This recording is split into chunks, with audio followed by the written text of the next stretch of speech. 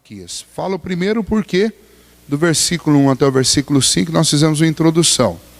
O texto de Malaquias é um texto em que Deus fala à nação de Israel, num tempo em que essa nação está vivendo um culto secularizado, onde eles estão frios, apáticos, fazendo as coisas de Deus relaxadamente, cumprindo um ritual, um povo ritualista, mas um povo que tem um coração distante de Deus.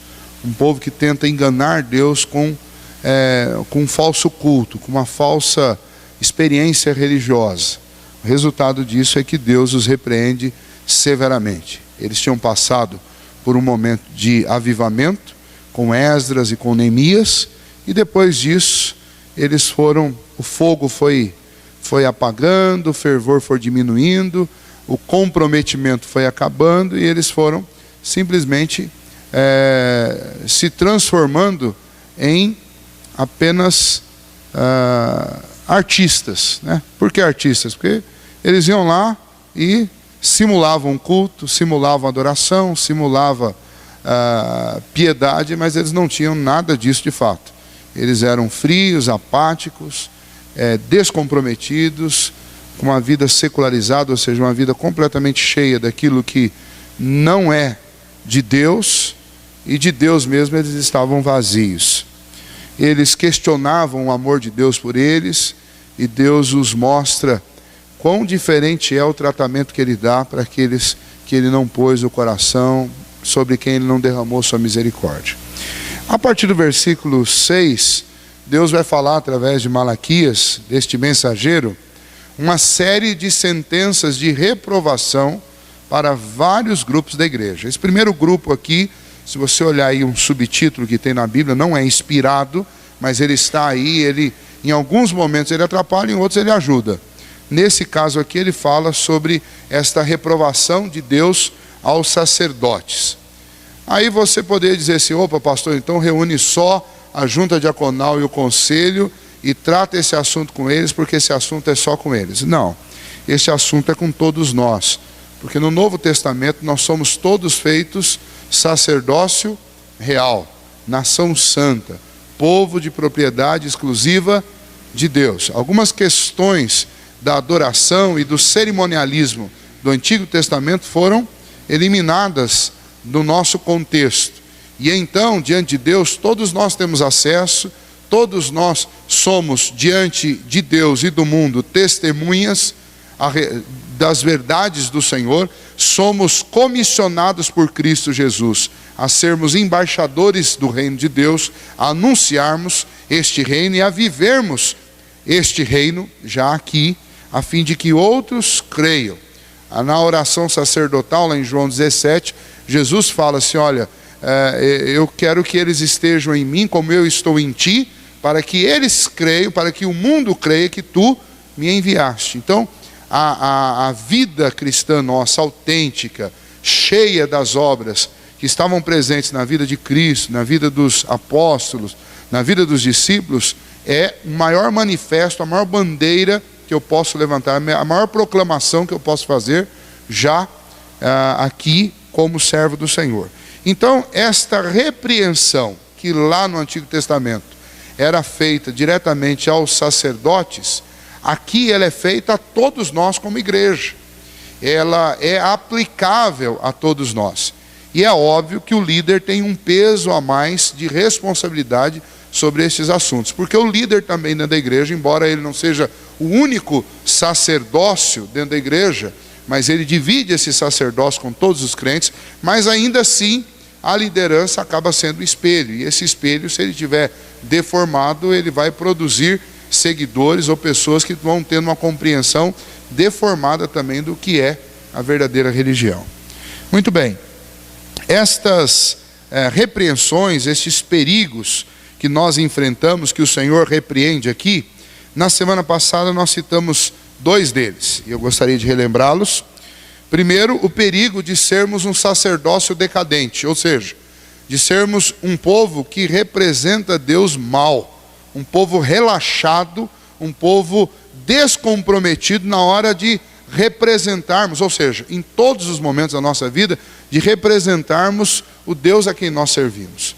Dentro disso, existem duas maneiras de fazermos isso, de vivermos esse desleixo, esse sacerdócio decadente. Primeira é quando nós tentamos fazer a obra de Deus sem andar com Deus. E não dá, nós falamos bastante sobre isso semana passada. Não adianta você querer ser presidente, você querer ser diácono, ser presbítero, ser pastor. Não adianta você querer ser professor da escola dominical. Não adianta você querer ser um evangelista se você não estiver andando com Deus. Porque aí você vai tentar fazer alguma coisa que primeiro não é realidade na sua vida. Você vai tentar convencer pessoas a respeito de um assunto importante que você mesmo não dá a devida importância a esse assunto. Então não há como eu fazer a obra de Deus sem andar com Deus. Quando eu tento fazer isso, eu vou viver esse sacerdócio decadente. Esse sacerdócio que é reprovado por si mesmo. Antes de ser reprovado pelos outros, você mesmo já é a reprovação tácita, patente, contra esse tipo de sacerdócio, de liderança, de exercício da sua vida cristã. O segundo perigo ainda dentro dessa realidade aí de sacerdócio decadente é o perigo de nós nos tornarmos maldição na vida dos outros ao invés de bênção. E quando é que eu me torno maldição na vida dos outros ao invés de bênção? Quando eu passo a ser um espelho torto. Então, as pessoas vão se espelhar em mim para seguir a Cristo. Elas deveriam se espelhar diretamente em Cristo. E à medida do amadurecimento delas, elas vão acabar fazendo isso. Mas num primeiro momento, o primeiro exemplo que as pessoas têm é daqueles que as evangelizaram, daqueles que foram os primeiros contatos que elas tiveram com o cristianismo. Se esses espelhos forem tortos, ou forem embaçados, sujos, côncavos ou convexos, eles vão gerar uma imagem distorcida a respeito de Cristo, a respeito de Deus, do Espírito Santo, a respeito do Evangelho, a respeito do culto ao Senhor. E esse é um grande risco que nós corremos como sacerdócio. Então nós estamos constantemente andando pelo mundo como espelhos.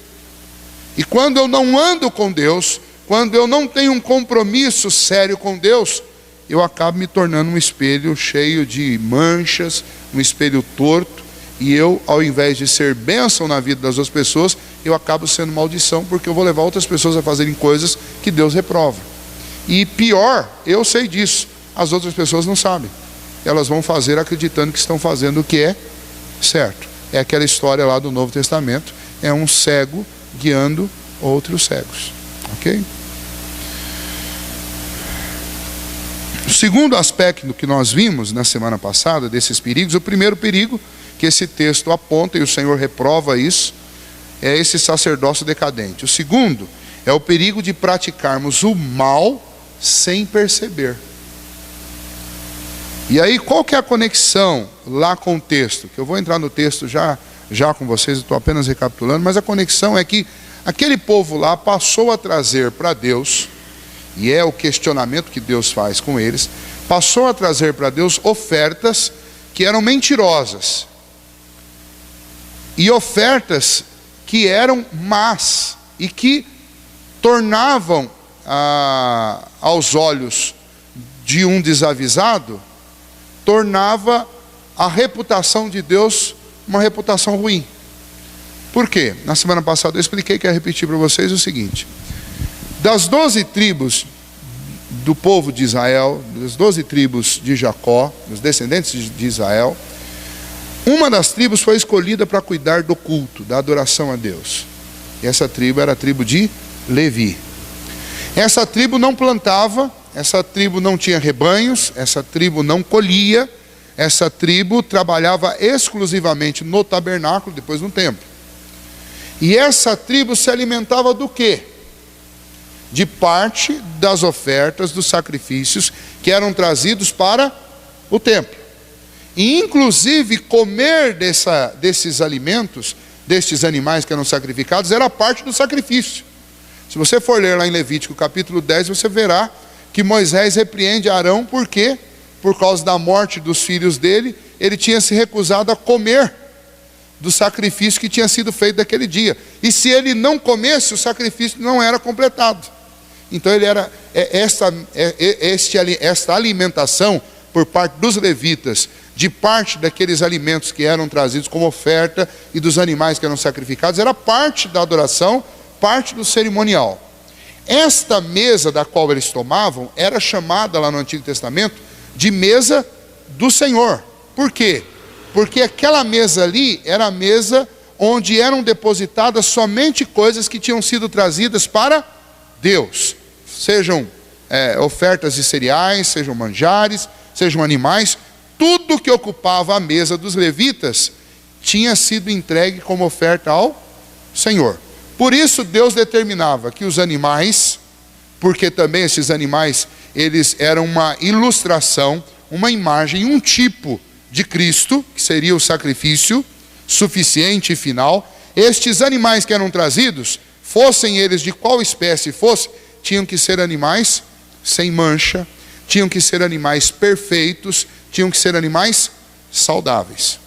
Iam trazer cereais, tinham que ser as primícias dos primeiros frutos que foram colhidos, os melhores, os maiores, os mais apresentáveis. Tudo que era trazido ao Senhor, e tudo que nós devemos trazer ao Senhor, deve ser sempre o primeiro, o melhor, o da melhor qualidade. O que estes homens estavam fazendo? Inclusive os líderes. Os sacerdotes aceitavam ofertas de homens, de chefes de família que traziam lá, ao invés de trazer o melhor novilho, sem mancha, eles traziam novilhos cegos, coxos, ou animais que tinham sido dilacerados por algum outro bicho, ou por algum tipo de acidente, eles traziam para oferecer no sacrifício. O que acontecia? Aquele animal doentio, aquele animal deficiente depois de sacrificado, ele ia para qual mesa? Para a mesa do Senhor. Então Deus estava dizendo assim: o que as pessoas vão dizer da minha mesa? Que a minha mesa é uma mesa imunda. Por quê? O animal dilacerado, o animal coxo, o animal deficiente era considerado um animal imundo. E aquele animal acabava parando na mesa do Senhor. E daí, o texto não fala aqui, mas quais seriam os argumentos para esses sacerdotes aceitarem aquele tipo de oferta? Alguma coisa parecida que a gente faz hoje. Não tem problema, é para Deus mesmo, né? Deus entende, Deus recebe, né? Deus é Deus, dono do ouro e da prata, não preciso ficar fazendo sacrifício de tolo para Deus aí não. Coisas do tipo a gente fala: Deus sabe da minha necessidade, então vai qualquer coisa aqui mesmo. Deus sabe o tanto que eu estou cansado, então ele não vai ligar se eu der um cochilo aqui. Deus sabe o tanto que eu estou cansado, então ele vai ligar se eu não cantar hoje. E por aí vai. Podia ficar citando um monte de exemplos aqui, desses que a gente dá hoje. Mas o fato é que eles entregavam o pior que eles tinham para Deus. E eles praticavam este mal, mas eles não se apercebiam do que eles estavam fazendo. E um dos grandes perigos que nós vivemos hoje, que Deus repreende lá no meio do povo de Israel, e essa repreensão serve para nós hoje também, é nós virmos aqui com a nossa maior cara de pau tentar passar Deus para trás, entregando para Deus o pior de nós, o pior do nosso tempo, o pior dos nossos talentos, o pior dos nossos tesouros, das bênçãos que temos recebido do Senhor, de trazermos aqui o pior de tudo, o resto de tudo, dedicarmos ao Senhor aquilo que é ruim. Mas ele diz: aonde nós estamos pecando em fazer isso? Nós estamos praticando o mal e não estamos nem nos dando conta de fazer isso. Nós estamos fazendo algo reprovável e nós nem percebemos. Isso eu estou falando de igreja, e quanto mais do lado de fora da igreja. Se dentro do templo estava acontecendo isso, imagine do lado de fora. E o Senhor diz lá no começo, no primeiro versículo: olha, o pai deve ser honrado pelo seu filho, o Senhor deve ser honrado pelo seu servo, e eu sou o pai, e eu sou Senhor. E onde está a honra? E onde está o respeito? No texto ainda, o Senhor ainda diz: olha, se vocês forem levar este animal coxo aí para o governador de vocês, o governador de vocês vai ficar contente com isso? Mas não vai. Aí vocês trazem para a minha mesa, torna a minha mesa imunda. Qual que é o problema? O problema é que aquele povo estava praticando mal e nem estava percebendo que eles estavam fazendo isso. É um problema reminiscente hoje na vida da igreja. Nós praticamos o mal e nós não percebemos. E isso é terrível. Então, semana passada nós falamos sobre essas questões e hoje eu quero continuar. Então, o terceiro perigo que nós encontramos aqui nesta repreensão que o Senhor faz ao povo de Israel, e que nós estamos correndo o risco de sermos repreendidos da mesma maneira pelo Senhor. Por quê? Porque estamos flertando com este perigo. Que perigo é? O perigo de não aceitar a repreensão divina. E não aceitar, não receber, não entender que isso é para nós. Quando o Senhor fala isso para eles, eles perguntam: ora, no que é que nós não temos honrado? Em que nós desprezamos o seu nome? Você pode ler lá no versículo 6. Em que é que nós estamos desprezando o nome do Senhor? Ou seja, há um sentimento de rebelião contra a disciplina do Senhor contra eles. Deus está disciplinando-os, Deus está chamando a atenção deles, e eles estão dizendo assim: não, mas peraí, o que a gente tem feito? Filho da gente que é assim, né? Eles são cara de pau, eles fazem um negócio errado, você vê, mas você chama a atenção: por que você fez isso? O que eu fiz? Mas esse que eu fiz não é um sinal de ignorância. Esse que eu fiz é uma tentativa de recusar a repreensão. É dizer assim: não, peraí, você não pode fazer isso comigo. Eu não estou te devendo nada, eu não fiz nada de errado. Perigo de não aceitar a repreensão divina. Esse povo aqui não aceitava, Deus falava e eles não queriam. Hoje em dia isso acontece de um jeito um pouquinho diferente. Isso acontece assim, ó. E, olha, e isso não é exagero, porque eu ouço isso toda semana. Pelo menos a semana que eu prego, eu ouço. A gente chega: ô pastor, olha, faltou uma pessoa aqui. Ah, pastor, se o meu marido estivesse aqui, que essa mensagem é para ele. Ah, pastor, se a minha esposa estivesse aqui, essa mensagem, ó, cabe como uma luz. Pastor, que fulano, hein? Puxa, a pena que não veio, tomara que assista na internet. Gente, é uma coisa muito simples. Vocês acreditam que Deus é onipotente? Acreditam, não acreditam? Eu creio. Vocês acreditam que Deus é onisciente? Então ele sabe de tudo e ele pode tudo. Você acha mesmo que tem alguma pessoa que precisaria ouvir isso que não está aqui?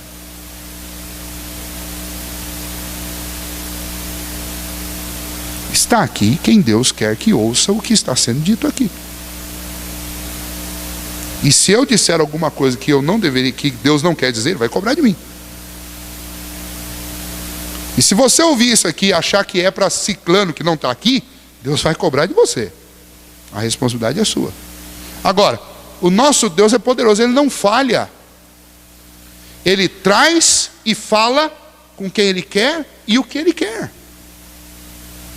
A questão é que nós estamos o tempo inteiro achando que nós não somos o problema. Nós estamos o tempo inteiro querendo achar um culpado para as dificuldades que a gente enfrenta, para as dificuldades da igreja.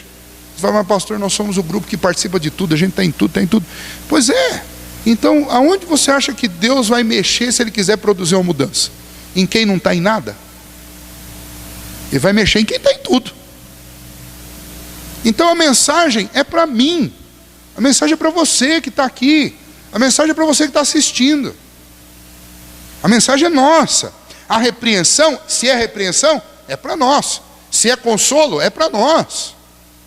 Mas a mensagem do Senhor, neste caso aqui, era uma mensagem de repreensão. Israel e seus sacerdotes tinham fechado os olhos, estavam vivendo um sacerdócio decadente, praticavam o mal e não percebiam isso, e não estavam aceitando a repreensão, e o Senhor os está repreendendo.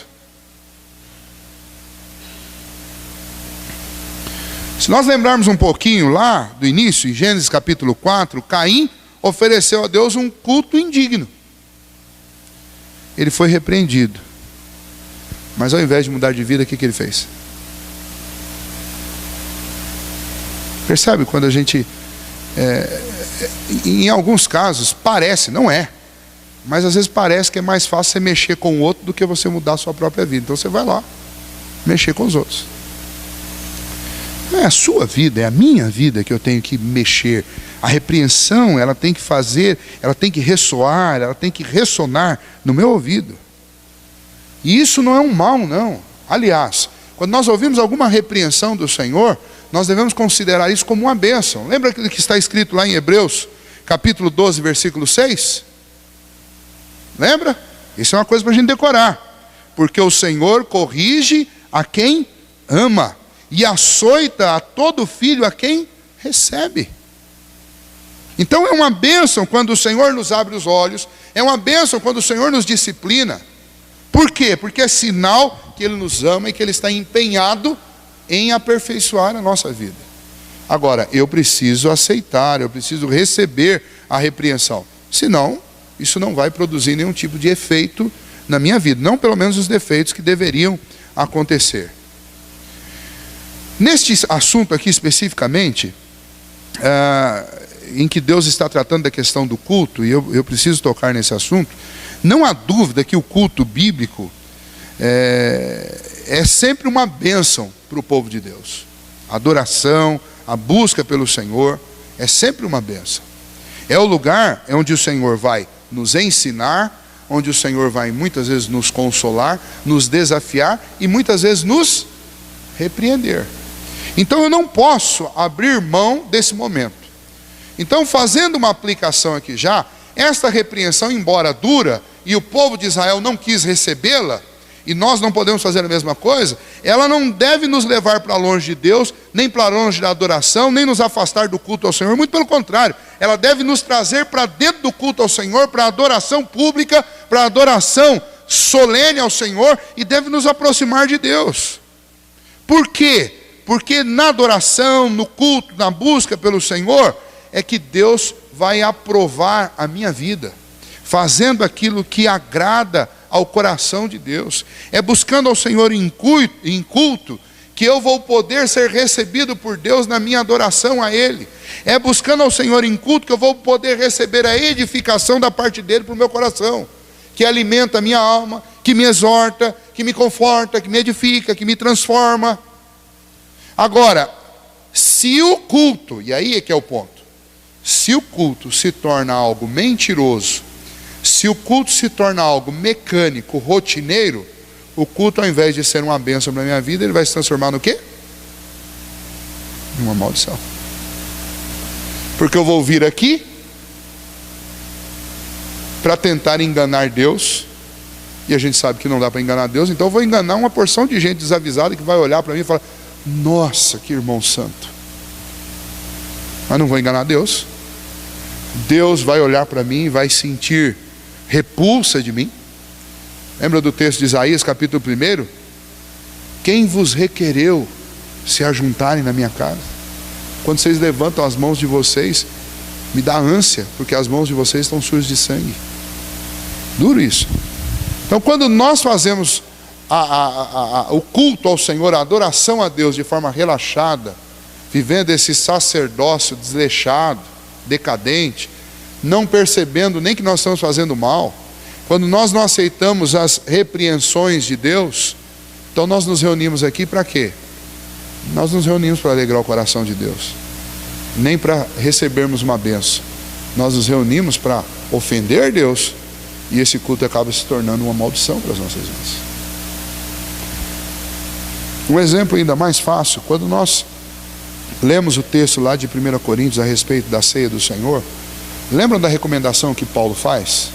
Paulo nos ensina que quando chegar o momento do partir do pão, deve cada um dos membros fazer um autoexame, e assim comer do pão e beber do cálice. Porque quem come e bebe sem discernir o corpo, come e bebe o quê? Juízo para si. O que ele está dizendo? Quando você vem aqui sem consciência do que você está fazendo, quando você vem aqui com a consciência errada, se achando merecedor disso daqui, se achando o santarrão, se achando bom, que essa mesa é sua, então o que você está comendo? Você está comendo justiça. E aí, o pior é a conclusão do texto. Paulo diz: por causa disso não são poucos os que dormem. E ali é um eufemismo, porque a palavra ali é morrem. Não são poucos os que morrem. Por conta disso, existem alguns excessos hoje de pessoas que, quando terminam a ceia, até pegam lá o cálice e o pão e cavam um buraco e enterra ou queima. Por quê? Porque se um desavisado, uma criança comer aquilo ali, vai morrer. Então não é essa a interpretação do texto. Mas num ponto eles estão corretos, que deve haver temor de Deus. Nós estamos lidando com as coisas de Deus. Nós não podemos fazer as coisas de Deus também de forma relaxada.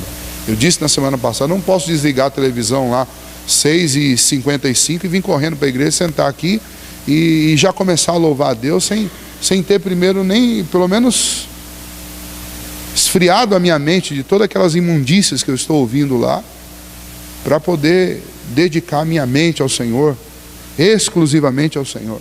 Eu não posso ter isso. Não posso estar com o coração aqui e com o ouvido, daqui a pouco a gente vai passar por isso, né? E com o ouvido nos fogos de artifício e imaginando quem será que fez gol. Ele não pode. É uma tentação, ele não pode. Ah, Cristo está olhando. Agora eu estou falando do Brasil, eu estou falando de time. Né? De time ainda é muito pior, né? Muito pior. Porque do Brasil, pelo menos, é algum tipo de nacionalidade aí, não sei que tipo lá, algum tipo de nacionalismo mequetrefe, tupiniquim, mas o fato é que a gente tem esse desmazelo com as coisas de Deus. E ao invés do momento de adoração ser agradável para Deus e ser bênção para a nossa vida, acaba sendo o contrário. Acaba sendo desagradável para Deus e acaba sendo maldição sobre nós. Então não é simplesmente vir, abrir a igreja, sentar no banco, cantar o hino, ler a Bíblia e orar. Não é, eu estou publicamente buscando a Deus. Eu posso fazer isso de muitas maneiras ao longo do dia. Posso fazer em secreto no meu quarto, posso fazer com a minha família na minha casa, posso fazer no meu trabalho, mas em qualquer momento que eu for fazer isso de forma formal, que é cantando, lendo a Bíblia, orando, eu tenho que parar. Porque eu não estou falando, se eu for conversar com o meu chefe, eu não vou parar tudo para falar com ele. Você vai pedir um aumento para o seu chefe. Você vai chegar lá, o celular vai tocar, você vai, ô chefão, espere um pouquinho aí que eu vou atender. Por que para falar com Deus a gente vem aqui? Eu estou vendo algumas coisas, assim, lá no encontro de casais eu vi isso acontecer algumas vezes. Minha vontade de voar no pescoço do camarada. Aí eu estou falando de lá, porque daí eu não preciso falar daqui, né? Porque falando aqui alguém vai achar que é pessoal. Estou falando de lá. O celular toca na hora do culto. Aí o cidadão, ele não só atende, como ele levanta e sai falando baixinho, como se todo mundo fosse idiota e não estivesse percebendo o que está acontecendo. Olha, se a gente que é humano se sente ofendido com esse negócio, imagine Deus. Porque em outras palavras você está dizendo assim, ó Senhor, o Senhor é importante, mas nesse momento quem está ligando para mim é mais importante que o Senhor. Olha, é isso que você está dizendo para Deus, quando você atende. Ah, pastor, mas é minha filha que está ligando lá da China. Mas sua filha sabe que você é crente e sabe que esse horário você está na igreja. E se for alguma emergência, hoje existe torpedo, ela vai mandar para o seu celular. 1h30 não vai dar para você chegar na China, então não vai adiantar nada você sair correndo daqui. E aqui é o melhor lugar. A melhor coisa que ela pode fazer é mandar uma mensagem para você e falar, papai, está na igreja, ore por mim. Ô papai, quando terminar, quando o senhor chegar da igreja, ore por mim. Me liga. É só isso, não dá para fazer outra coisa. Agora, a gente tem gente que marca para fechar negócio na porta da igreja. Ó, vamos lá, a gente combina esse negócio aí, essa transação aí, na hora que a gente vai lá na igreja. Combina para pedir emprego, para dar emprego, para vender coisa, para fazer uma... Mas esse momento aqui não é para isso. Esse momento aqui você veio aqui para buscar a Deus. Depois você pode ir comer uma pizza, vai lá conversar de negócio. Mas aqui não, aqui é para buscar a Deus. O culto é uma bênção. Inclusive porque Deus vai até me chamar a atenção nele, para que eu melhore. Mas se eu não entender isso, e aí eu já estou ligando com o quarto perigo, que é o perigo da impureza na vida do adorador. Por quê? Porque culto não é só aqui na igreja. Culto é fora. Aqueles homens estavam com um problema sério. Versículo 8, 9, 10, olha lá. 8, 9 e 10. Quando trazeis animais cegos para os sacrificardes, não é isso mal? E quando trazeis o coxo ou enfermo, não é isso mal? Ora, apresenta ao teu governador, acaso terá ele agrado em ti e te fará favor? Diz o Senhor dos Exércitos. Agora, pois, suplicai o favor de Deus, que nos conceda a sua graça, mas com tais ofertas nas vossas mãos, aceitará ele a vossa pessoa? Diz o Senhor dos Exércitos. Tomara houvesse entre vós quem feche as portas, para que não acendesses de balde o fogo do meu altar. Eu não tenho prazer em vós, diz o Senhor dos Exércitos, nem aceitarei da vossa mão a oferta. Por quê? Porque a vida deles de adorador a vida deles era uma vida má. E então a adoração deles tinha o mesmo adjetivo que a vida deles tinha. O reverendo Hernandes, ele gosta de dizer que a vida do adorador, que a adoração da vida é a vida do adorador. Significa o quê? A vida que eu levo, em qualquer ambiente onde eu passe, é a qualidade da minha adoração. Então, se eu vivo uma vida torta, a minha adoração é torta. Porque não dá para chegar aqui e desvestir a camisa de homem, vestir a camisa de santo, e entrar na igreja e começar a cantar, e louvar, e orar, e pregar, como se você tivesse mudado de personagem. Aliás, você está só mudando de personagem, porque você continua o mesmo. É a mesma pessoa, não tem jeito. Duas verdades são enfatizadas nesse trecho que nós lemos aqui. A vida do adorador precisa ser vista e precisa ser apresentada antes da sua própria oferta. Então, eles estavam trazendo lá animais coxos, mas por que eles estavam fazendo isso? Porque a maldade estava no coração deles. A oferta ruim era apenas o resultado daquilo que já estava do lado de dentro deles. Então, não é uma questão fácil de resolver. Às vezes as pessoas, pastor, olha, já que o senhor falou isso, então, semana que vem eu vou trazer o melhor, vou trazer a minha melhor oferta. Mas não é assim tão simples. Porque você pode até fazer isso uma vez, duas vezes. A questão é que nós temos que levar esse assunto a sério, porque o mal, ele não está na oferta. O mal, ele está na atitude que está me levando a dar essa oferta. Uma atitude ruim, uma atitude que está dentro do meu coração. A vida do adorador, ou seja, a minha vida de servo, de adorador do Senhor, de piedoso, de contemplador do Senhor, ela depende da vida que eu vivo nos outros ambientes da minha história, no meu contexto, né? Ageu e Zacarias, eles conseguiram motivar o povo a reconstruir o templo. É mais fácil reconstruir a casa de Deus, e eles conseguiram isso, do que viver nela para a glória de Deus. Então veja, uma coisa é você conseguir despertar as pessoas para colocarem tijolos nas paredes e reconstruir templos. Outra coisa é você conseguir motivar pessoas para glorificarem a Deus com a sua própria vida. E aqui há uma lição muito importante. Às vezes nós conseguimos fazer coisas que são até louváveis e que são admiráveis até pelos homens, mas isso não significa que o meu coração está glorificando a Deus. Então vou repetir. Nós podemos fazer coisas que podem ser elogiadas por homens, pela igreja, podem ser enaltecidas pelas pessoas. Isso não significa que o meu coração está glorificando a Deus.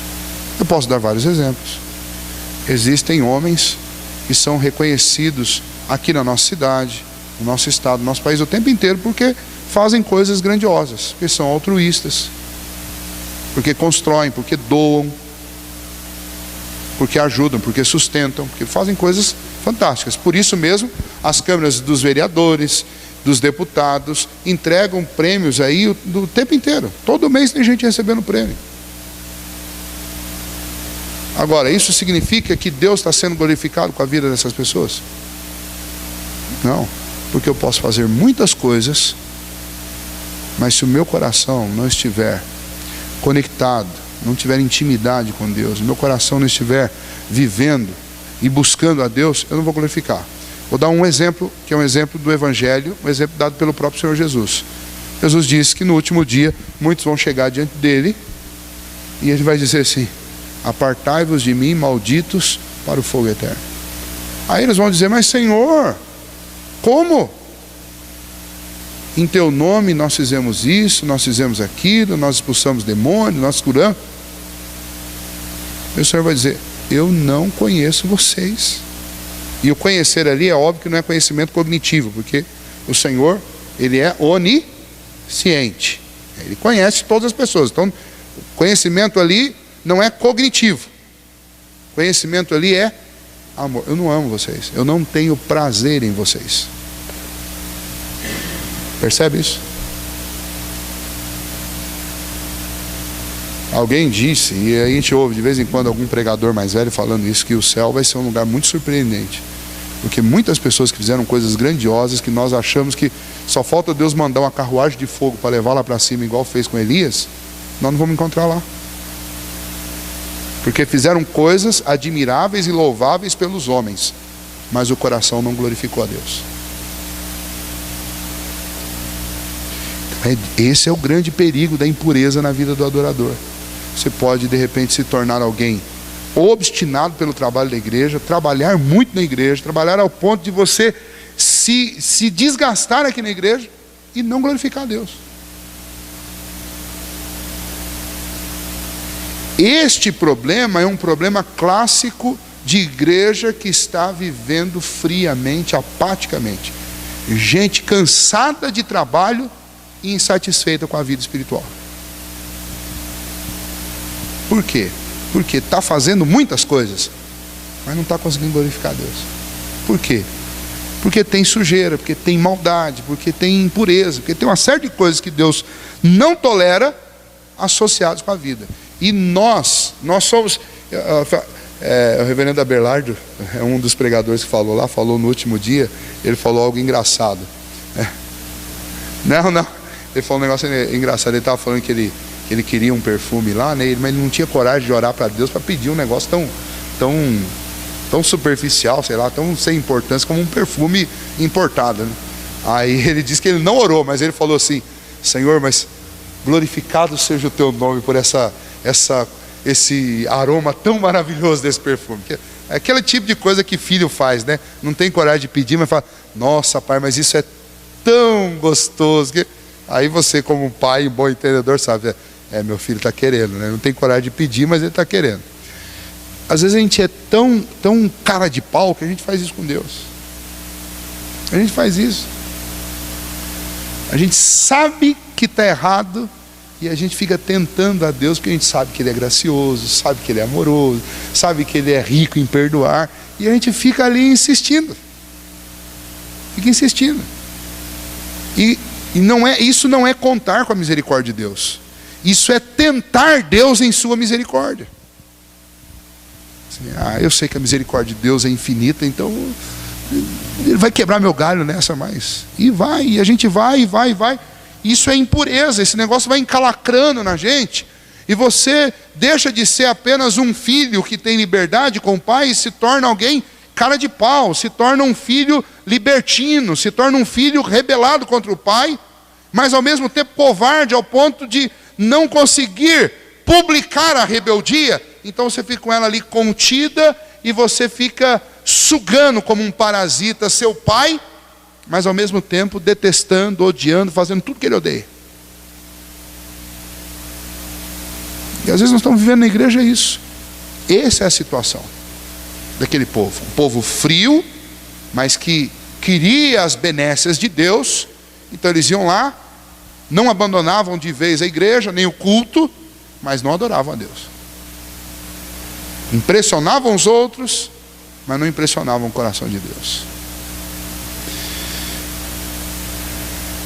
Lição: Deus não busca adoração que nós construímos com grandes obras.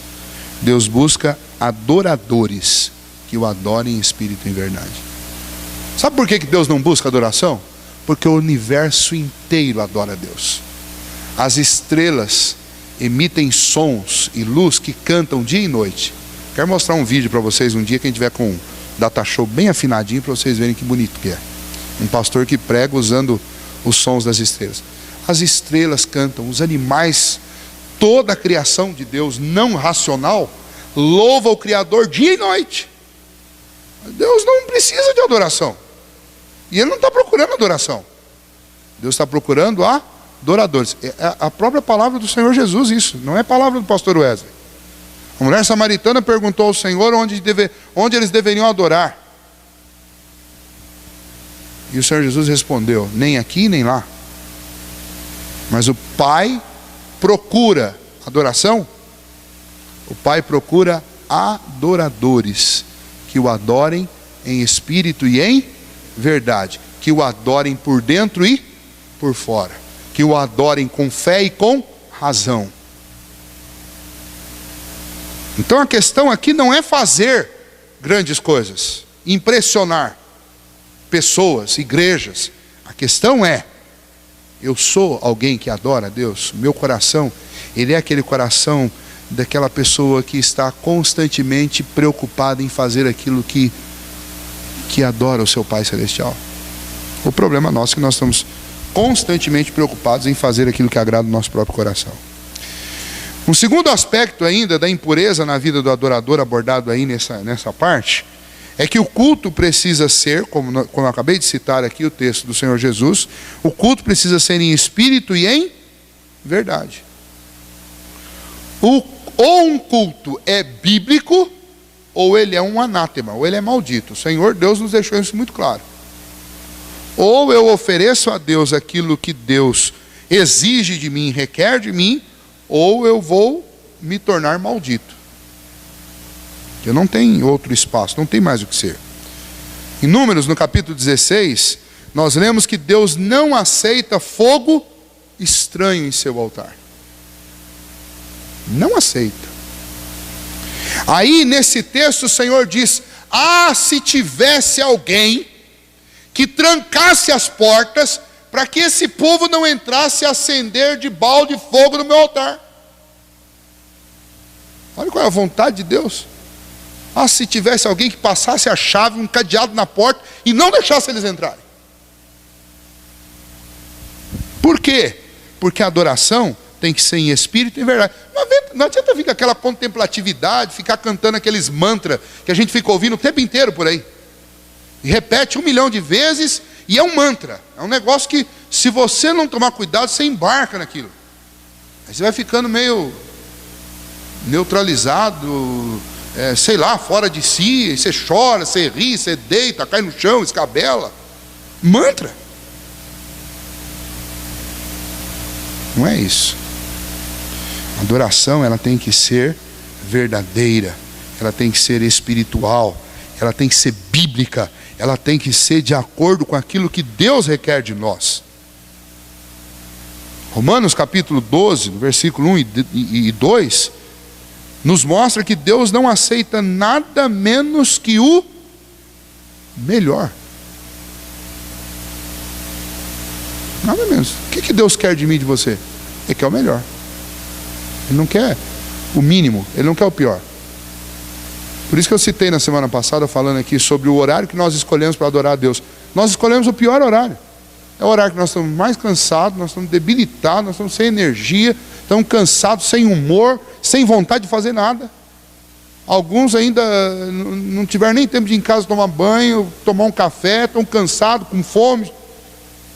É esse horário que nós escolhemos para servir a Deus aqui no Ocidente. Mas a hora que nós estamos limpinhos, dispostos, esse horário é o horário de eu ganhar dinheiro. É isso que nós fazemos. Então não é uma briga litúrgica. Esse texto não está brigando, não está debatendo liturgia. Esse texto, o Senhor está repreendendo o povo pela atitude que estava no coração deles. O que eles traziam diante de Deus era fogo estranho, e Deus não aceita esse tipo de coisa. Muitas vezes nós chegamos aqui também com fogo estranho. Nós chegamos aqui, mas o nosso humor está sendo provocado por piadas sujas, que às vezes nós ouvimos ou cantamos aí na porta. Às vezes o nosso ânimo para louvar a Deus não tem a ver com o culto, mas tem a ver com a pizza que a gente vai comer depois do culto.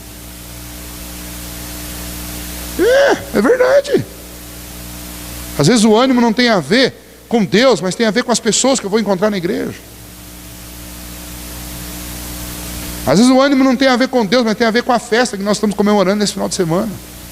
E aí a empolgação tem a ver com a festa. Passa a festa e soma a empolgação de todo mundo.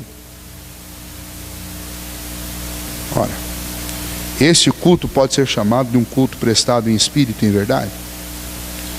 O Salmo 51, nos versículos 16 e 7, declara que o culto precisa ser algo que nasce no coração, com sinceridade, com zelo, com amor, com alegria, com deleite, com prazer.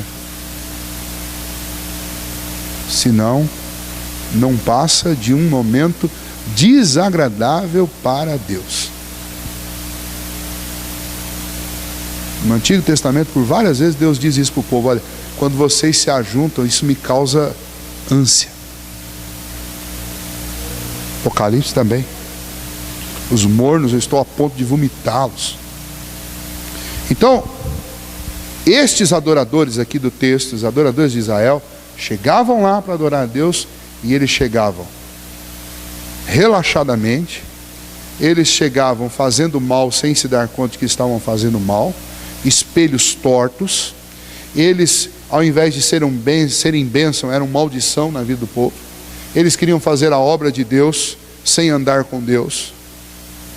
Por conta disso, eles tinham uma vida impura, e a adoração deles era uma adoração também impura.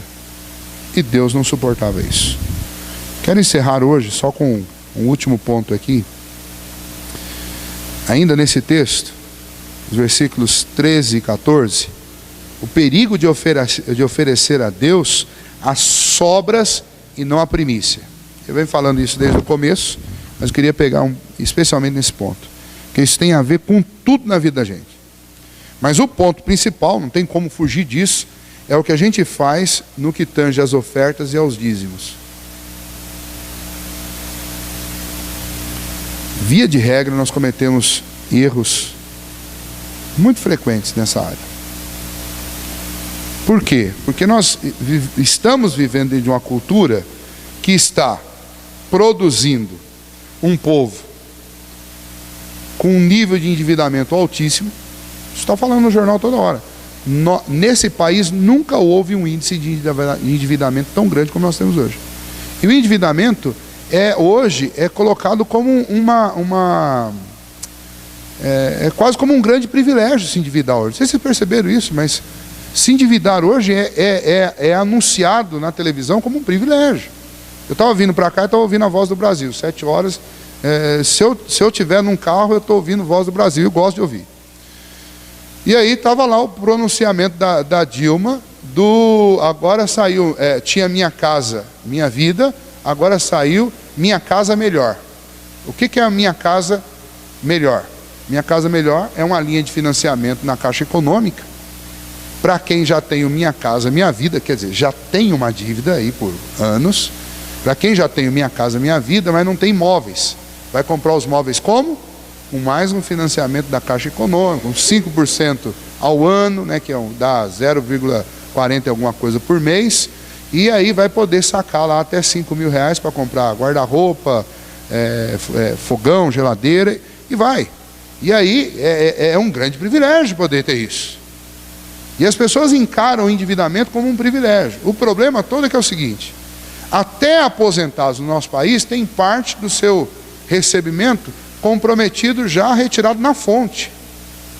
Tinha uma faixa aqui que aquilo devia ser preso, o cara que põe uma faixa daquela ali. Tinha uma faixa aqui num lugar de crédito aqui, pessoal, aqui embaixo, nessa avenida aqui, de frente ao posto, estava ali, ó: para aposentados, R$1.000 em 60 vezes.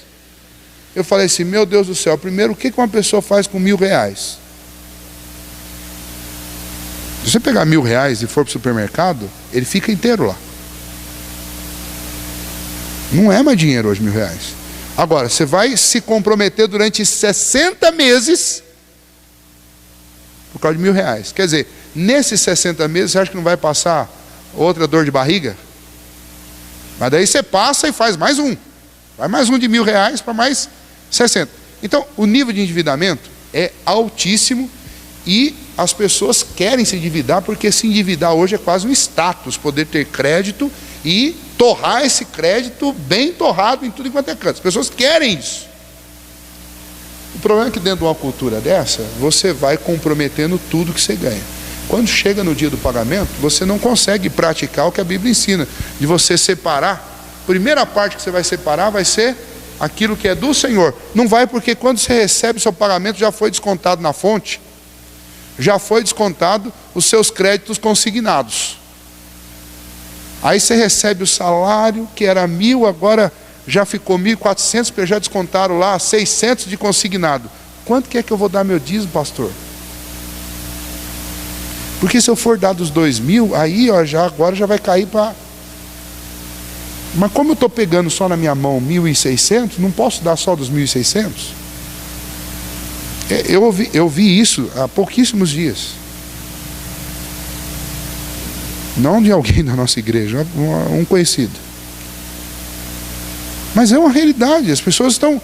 Nós estamos numa cultura de endividamento e a gente acha que a gente pode chegar para Deus e falar: ó, Senhor, fiz um crédito consignado ali, então o Senhor aguenta a mão aí um pouquinho, porque eu vou ser meio infiel. Não vou ser infiel na totalidade, só um pouquinho infiel até passar esse período. Mas o Senhor é um Deus de graça e misericórdia. Olha, a gente não para atentar para algumas passagens bíblicas. Ananias e Safira morreram os dois. E por que eles morreram? Eles não deixaram de levar alguma coisa para Deus. Mas qual foi o problema deles? Que eles levaram errado. Eles pegaram uma parte e entregaram o negócio lá pela metade. Nós fazemos mal. E Deus tem sido muito tolerante conosco, porque Ele poderia fazer a mesma coisa que Ele fez com Ananias e Safira, com qualquer um de nós, quando nós fizéssemos isso. Mas Ele tem sido tolerante para conosco. Isso não significa que Ele não pode pesar na mão dele a hora que Ele quiser. Ele é o Deus da prata e do ouro. Não é o montante que é importante para Deus. O que é importante para Deus é a fidelidade. Então tem gente que tem até medo de pôr o valor no envelope. Por isso nós tiramos até o envelope. A pessoa fica com medo de alguém ficar vendo ali, ficar... Você não tem que se preocupar com pessoas. A questão é, Deus não precisa olhar o envelope para saber quanto você ganha nem quanto você dá. Deus não precisa, Ele sabe. Ele sabe. Nós não falamos que Ele é onisciente? Deus é onisciente. Então Ele é onisciente também. Ele sabe também quanto você ganha. Até aqueles impostozinhos que vem cobrado, Ele sabe centavo por centavo. É interessante, por outro lado, tem gente que é tão minuciosa que a gente recebe cheque ali que vem com centavinho, até o último centavo está lá, certinho. Fidelidade, compromisso, temor a Deus. Então, isso aí é um exemplo, que é um exemplo evidente aqui, por causa da questão das ofertas dos bois que eram trazidos lá. Mas não é só isso.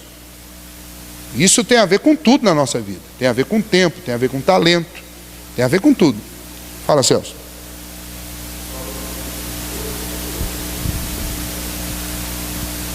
Aqui, esses negócios aí, né? É uma loucura, isso é um crime, isso devia ser proibido. Devia ser proibido, a polícia tinha que tirar esses negócios. Porque pega um coitadinho lá, mal informado, que embarca nesses negócios aí, né? E pior, essa questão de aposentado, não é o debate nosso aqui, obviamente, mas é uma questão tão crítica. Por quê?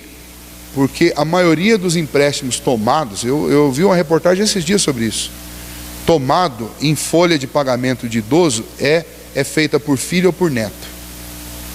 Endividado, vai lá e ainda vai pegar ainda o dinheiro do pobre, do aposentado. A maioria é.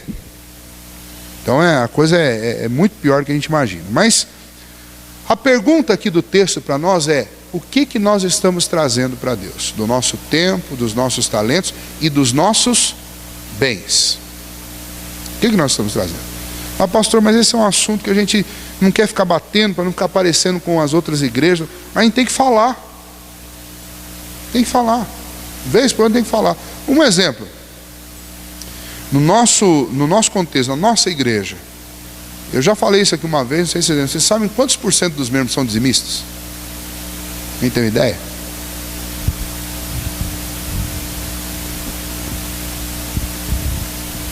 Basta dizer que não são 100%, já é o problema. Não são 90%, não são 80%, não são 70%. Tá? Vocês procuram lá para o Sr. Josias na secretaria e perguntam para ele. Aproveita no dia que você for, já aproveita, leva o seu envelope e deixa lá. Então, a gente fica muito preocupado, por quê? Porque a questão, gente, de fato a questão não é com a igreja. Deus nunca deixou faltar nada e não vai faltar. Não vai faltar para a igreja, não vai faltar para o pastor, não vai, porque quem cuida é Deus. A questão não é essa. A questão é o que eu estou fazendo com a minha vida.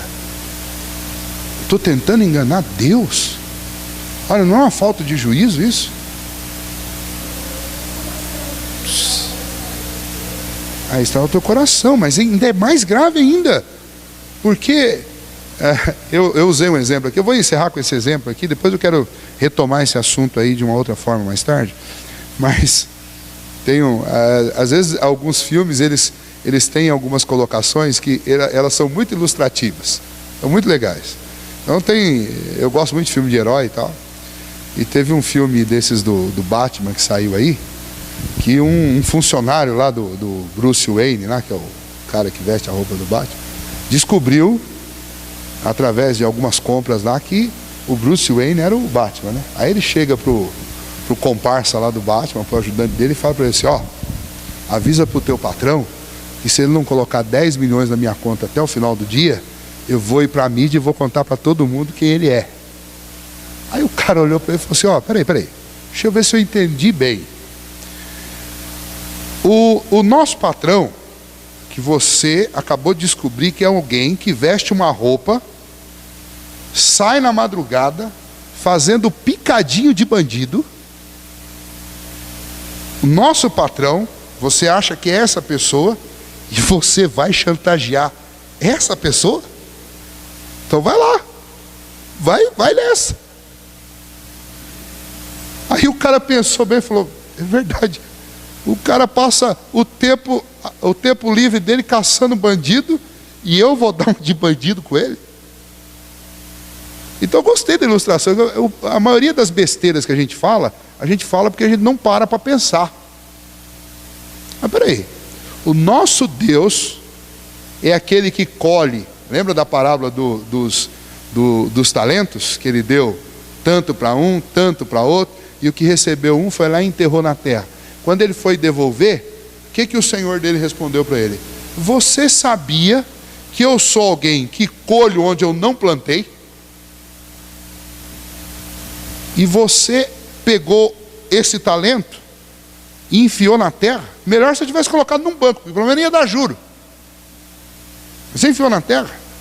Então, peraí, nós sabemos que Deus é o Deus dono do ouro, dono da prata, é o Deus onipotente, onisciente, nós já vimos aqui, onipresente, é o Deus que colhe onde ele não plantou, que disse haja e há, é o Deus justo, é o Deus que já fez a terra abrir para engolir um monte de gente que estava murmurando e idolatrando outros deuses.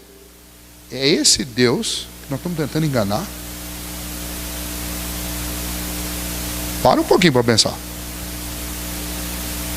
Nós estamos fazendo um mau negócio.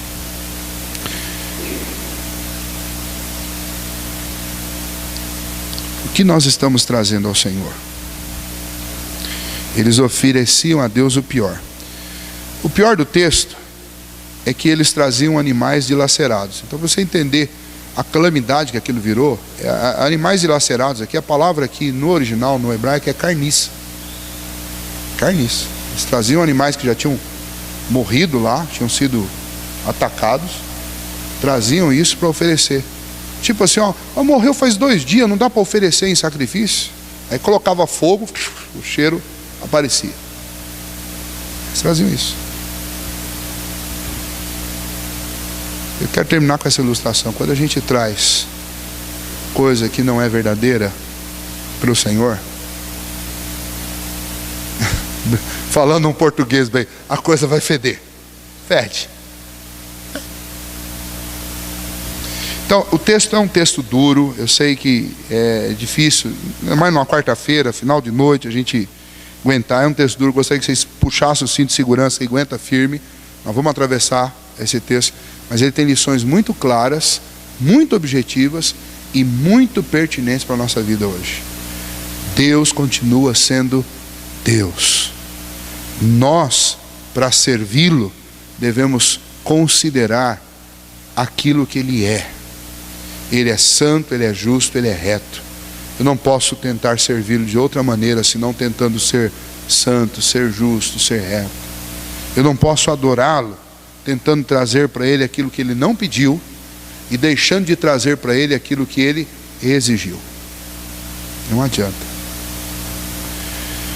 A orientação bíblica sobre as nossas ofertas, ela é muito clara. Ela está lá em Levítico capítulo 22, versículo 20, que era o melhor, aquilo que é sem defeito, aquilo que é perfeito. Os sacrifícios deveriam ser entregues sempre em perfeito estado. Os sacerdotes é que fariam a imolação do animal, que usariam aquele sacrifício. Você fala, qual que é a aplicação disso hoje, pastor? Acredite se quiserem, mas quem convive na tesouraria vê uma série de coisas. Dízimo e nota fiscal, já ouviu falar nisso? O sujeito vai lá, ele queria comprar uma coisa, o conselho não aprovou. Ele vai lá e compra ele mesmo e põe a nota fiscal no envelope e põe aqui.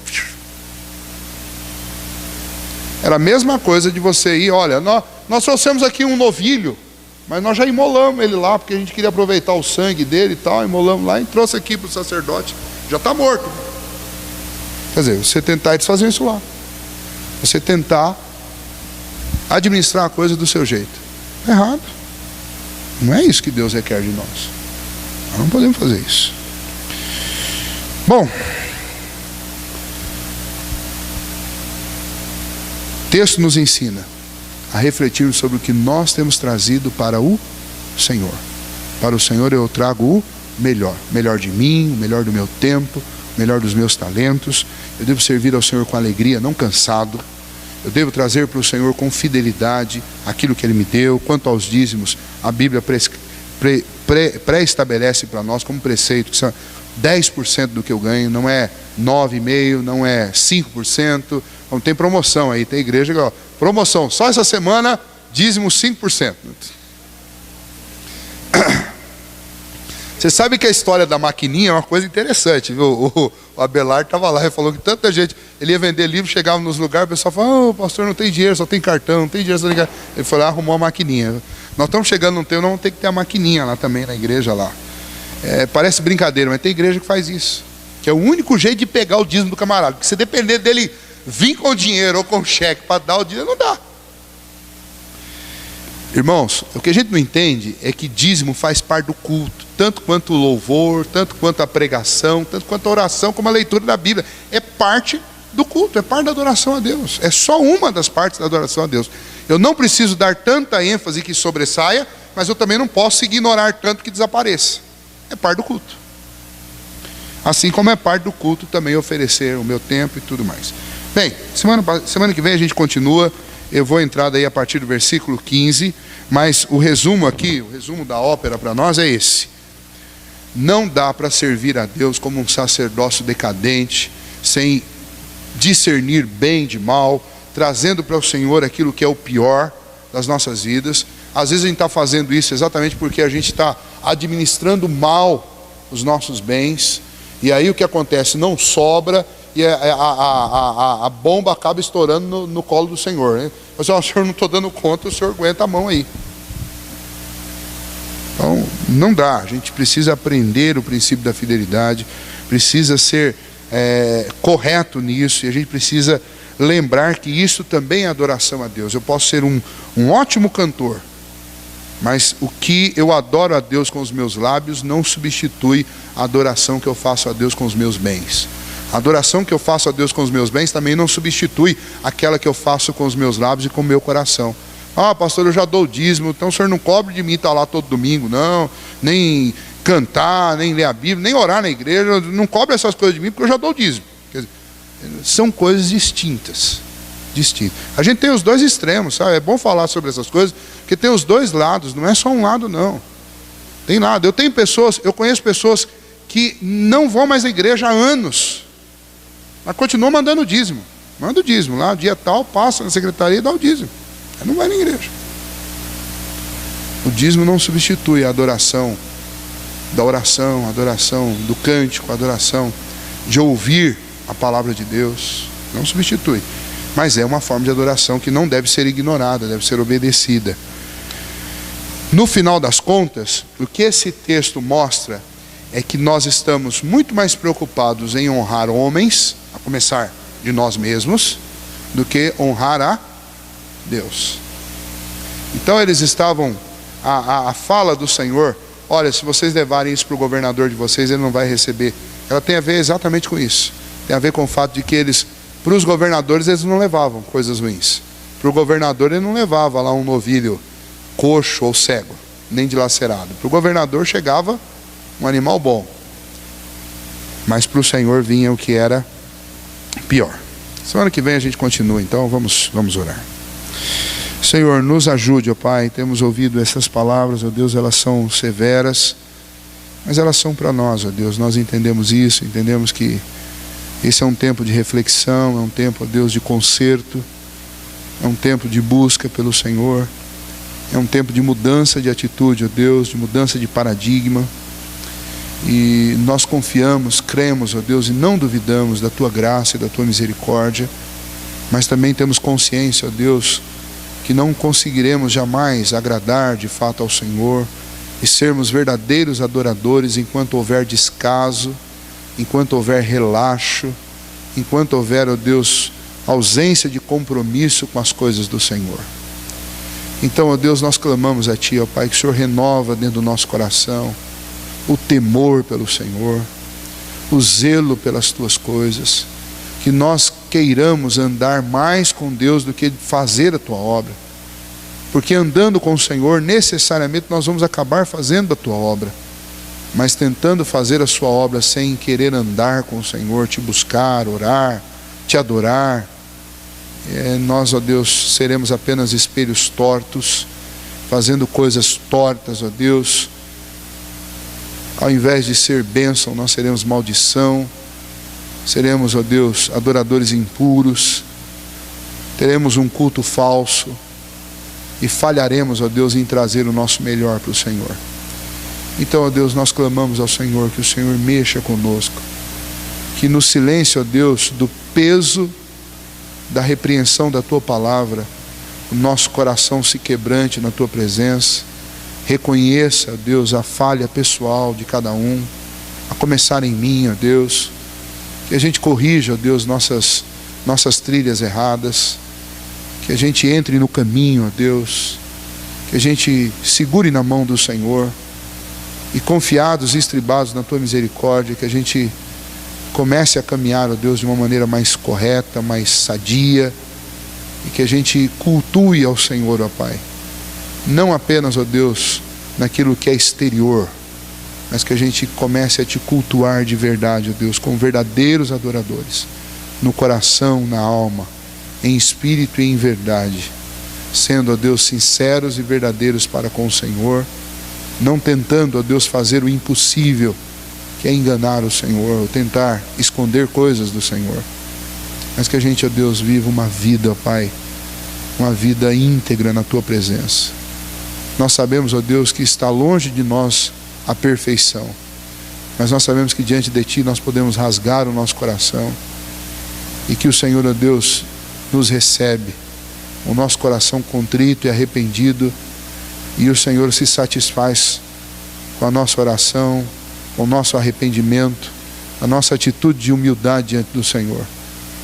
Então nós, ó Deus, não almejamos aqui nesta terra, aliás, nós almejamos nesta terra, mas temos consciência da impossibilidade de perfeição, mas, ó Deus, que nós lutemos arduamente para sermos, pelo menos, ó Deus, obedientes ao Senhor e batalhadores, ó Deus, lutadores, verdadeiros soldados do Senhor, contra, ó Deus, o mal que reside em nós, contra o mal que reside na sociedade ao redor de nós, e que nesta luta, ó Deus, nós possamos segurar nas mãos do Senhor e possamos dar um bom testemunho, ó Deus, de que é possível nos tornarmos melhores.